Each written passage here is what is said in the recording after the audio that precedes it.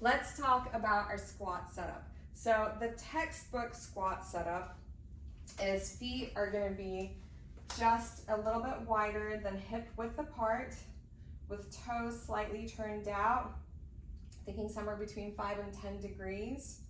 Abs are going to be braced as per usual, and then you're going to sit your hips back towards the heels, allowing the knees to open up.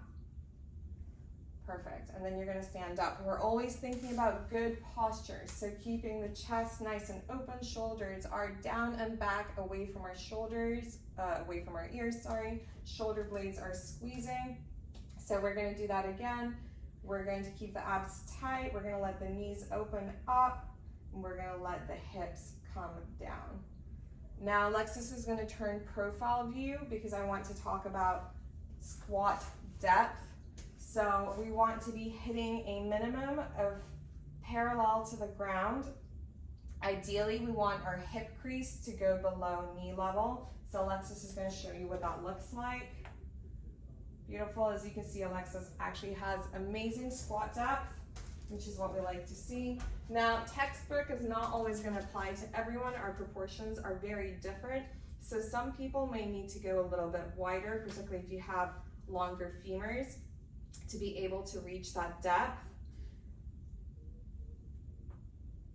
Some people, especially if you have slightly internally rotated hips, may need to go a little bit more narrow. So I recommend you start with that textbook stance and then you play around and see what works best for you. We're obviously not all the same, but I do want you to be heading down towards the optimal depth each time. If you don't have the ankle mobility to do so, I would advise you to place something underneath your feet.